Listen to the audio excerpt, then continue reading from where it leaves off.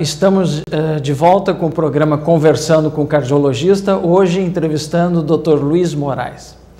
E o assunto é marca-passo. Dr. Luiz, para que os telespectadores tenham uma ideia mais prática da questão do uso do marca-passo, quais são os cuidados que os pacientes que usam marca-passo devem ter e que os familiares também devem saber para poder ajudar esse paciente, incentivá-lo a fazer as coisas certas? Então, quais os cuidados das pessoas que usam marca-passo? Bem, realizada a cirurgia, é uma cirurgia normalmente quase que ambulatorial, né, de baixa agressividade, o paciente retorna no segundo dia para a sua residência.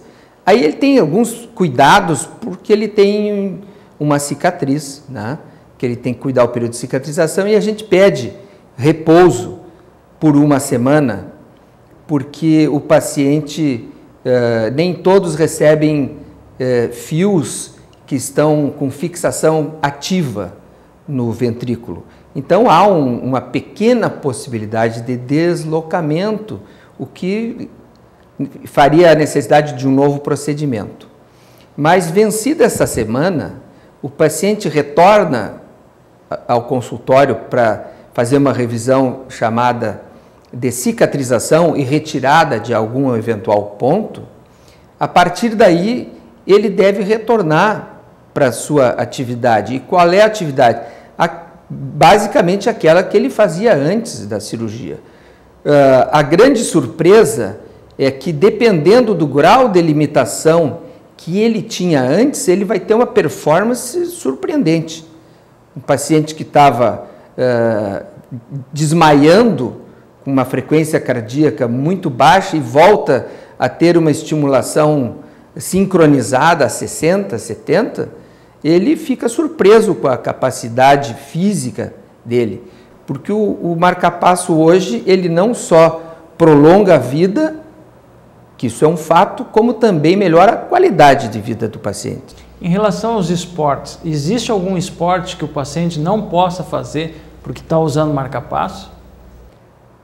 Olha, a limitação do esporte vai ser muito mais dependente da cardiopatia de base que este paciente tem do que do marca-passo em si, que é uma prótese inerte, não é? Eu diria que se ele tivesse um marca-passo nas regiões mais usuais, que são próximo ao ombro direito ou próximo ao ombro esquerdo, se ele for um atirador de espingarda e vai colocar essa espingarda apoiada no ombro direito, aonde está o gerador, ele não poderia fazer isso, ele teria que se adaptar a apoiar a espingarda no ombro esquerdo, ou alertar o cirurgião que faria o implante, que pode ser tanto em um lado quanto no outro. Dr. Luiz, um dos grandes avanços da medicina foi a ressonância magnética. Fantástica, porque ela tem nos ajudado em termos de diagnóstico. Mas o campo magnético é muito grande.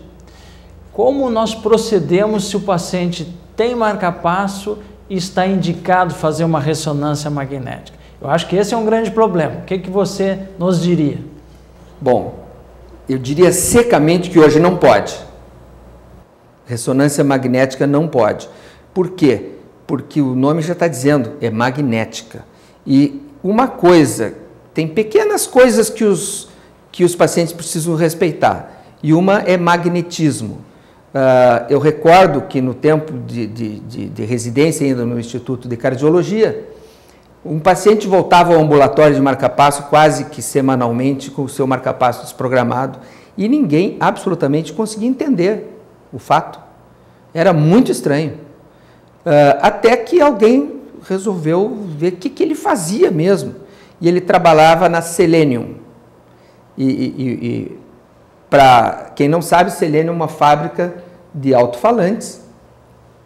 Então, os alto-falantes têm ímãs na sua construção. Ele trabalhava num ambiente completamente magnetizado, somando, não sei, 50 ou 100 alto-falantes que estavam na sala onde trabalhava.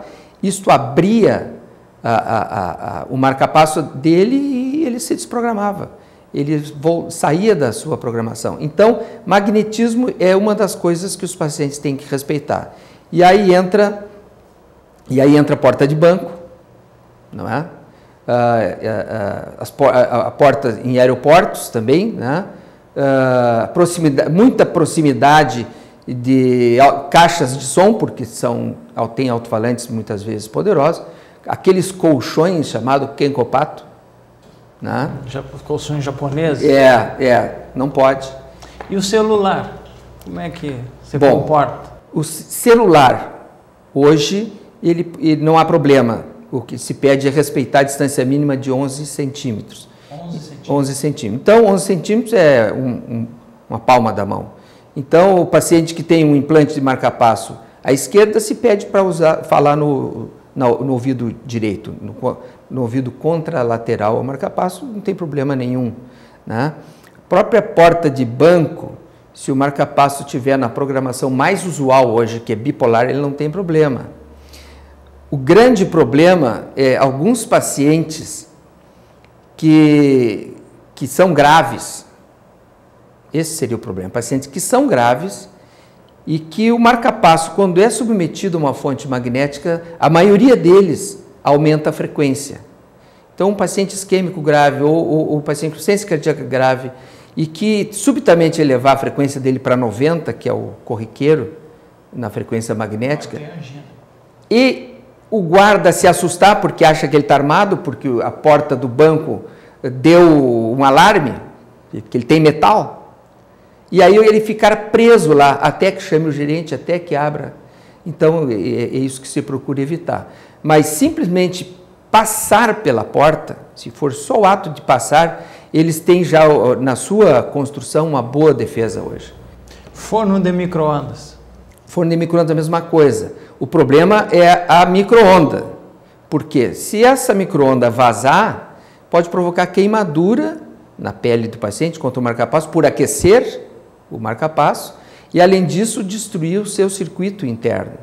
Também radiação ionizante não pode, ir para cobaltoterapia também não pode. Litotripsia tem muitas limitações, né? Mas, assim, a grande novidade, voltando ao início da pergunta, é que estão se desenvolvendo marca-passos para resistir à ressonância magnética. Isso está em projeto, isso ainda não é uma coisa comercial, mas já se ouve em congresso. Que resistiriam também às portas dos bancos, né? A porta do banco, como eu te digo, mais é o susto. Porque o marca-passo resiste. Nós tivemos agora há pouco tempo na mídia, né, que um vigilante despreparado deu um tiro num senhor com marca-passo. Esse é o problema. Então, se houvesse essa possibilidade e agora você está dizendo que estão projetando isso, marca-passos mais modernos, para que não ocorra fatos como ocorreram, né? Se hoje o paciente tivesse absoluta necessidade de fazer uma ressonância magnética, o aparelho tem que ser retirado, ele tem que receber um estímulo temporário com um estimulador externo, com um fio que fique e deixe fora da sala, como se estivesse num implante. Realiza a ressonância e depois reimplanta, mas ele não pode fazer com o gerador. Muito bem. Dr. Luiz, bastante esclarecedor no final do nosso programa. Voltamos a agradecer a sua presença aqui conosco no programa Conversando com o Cardiologista. Até a próxima semana. Muito obrigado. Obrigado a todos.